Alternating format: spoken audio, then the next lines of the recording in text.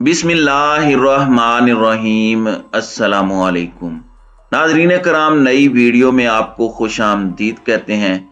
मुखालिफिन की जानिब से ये इल्ज़ाम आयद किया गया है कि इमरान खान जेल फोबिया में मुब्तला हैं। गिरफ्तारी के खौफ से इस्टेब्लिशमेंट को राम करने की कोशिशें तेज कर दी गई हैं। सदर अलवी से मुतअद्दिद बार राब्ते भी इसी सिलसिले की कड़ी हैं, जिसमें कोई खातिर खा कामयाबी हासिल नहीं हुई, क्योंकि मुक्तदर हल्के जानिबदारी को तैयार नहीं है। जबकि इमरान खान के हवाले से अपनी गिरफ्तारी के बात पर सवाल पर इमरान खान का कहना था कि उन्हें किसी किस्म का कोई खौफ नहीं है, आए गिरफ्तार करें, मगर हुकूमत अवामी रद्द अमल की मुंतजिर रहे। मुल्की सूरत हाल आपके सामने है। इस वक्त डॉलर अपनी भरपूर उड़ान के साथ चल रहा है, जबकि पाकिस्तान में महंगाई अपने उरूज पर है। गरीब मजीद गरीब तर हो चुका है और उसकी रसाई से आम अशिया दूर हो रही हैं। लेकिन पीपल्स पार्टी, नून लीग हो या पीडीएम हो, इन सब की कोशिश किसी तरीके से इमरान खान को आउट करना है। फवाद चौधरी की गिरफ्तारी के बाद तहरीक इंसाफ के चेयरमैन इमरान खान को गिरफ्तार करने की कोशिशें जारी हैं।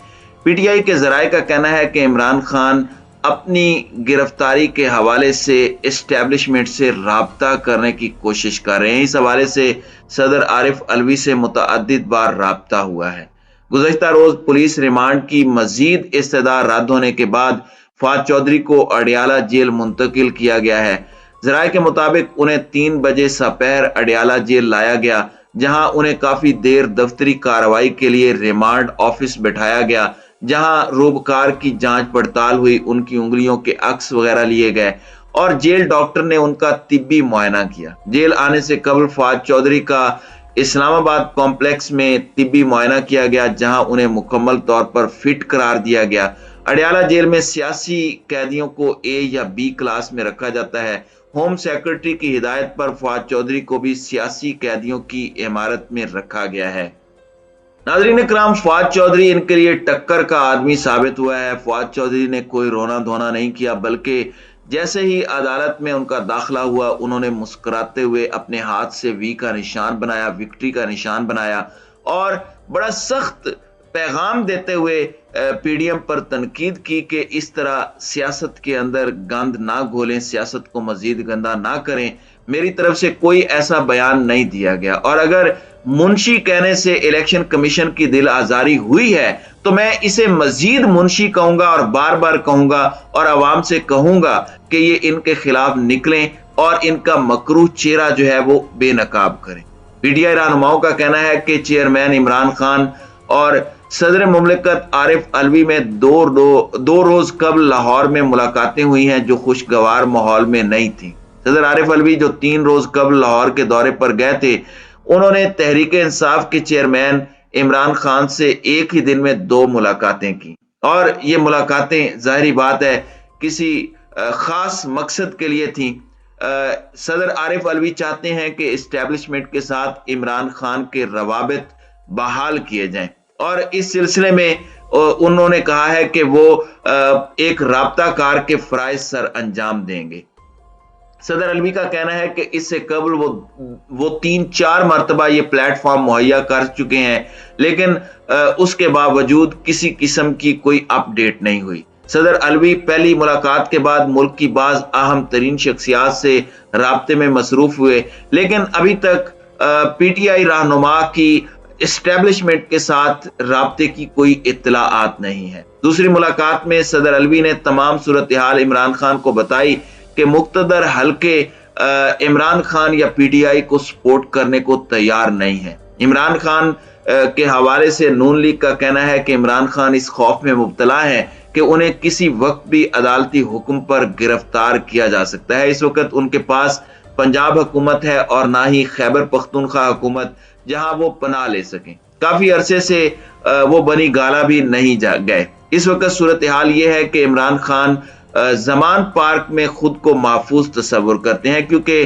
पंजाब में पाकिस्तान तहरीक इंसाफ बहुत मजबूत है, लेकिन तहरीक इंसाफ की हुकूमत के तहलील होते ही जमान पार्क से पुलिस की नफरी कम की गई है।